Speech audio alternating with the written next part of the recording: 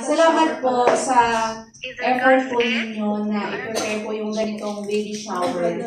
And ano po, sinabihan ako ni Pastor Arnel, sabi ko, wag na po. Kasi po, wala naman po sa plan ko talaga na yung mga ganito.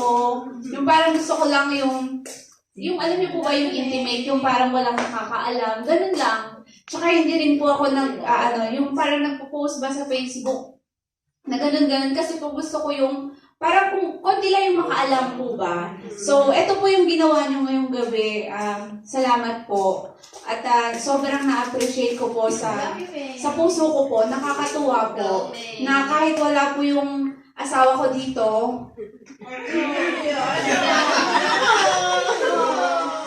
hindi ko po ramdam na yung mag-isa po ba ako. Kasi po, sa araw-araw po ba kasama ko, kahit sa bahay pa lang po, yung hindi ko po nararamdaman na mag-isa ka. Kasi nga po, may kasama akong pastora, may kasama akong sis Kay.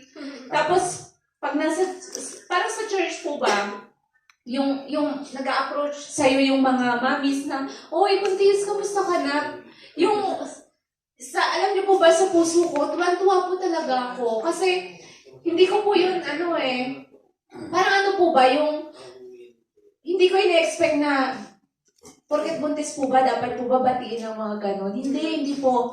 So, tuwan-tuwa po yung puso ko kahit umuwi po ako sa bahay namin. Kaya maraming salamat po. And, kasama po kayo sa prayer ko na itong ginawa po ninyong ito, yung magagandang kabutihan po ba na ginagawa niyo sa akin na ibalik sa inyo ng Panginoon ng umaapaw.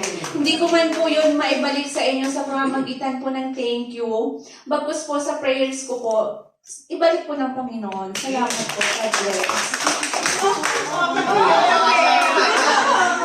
Nakakayak ka. Eto, alis na.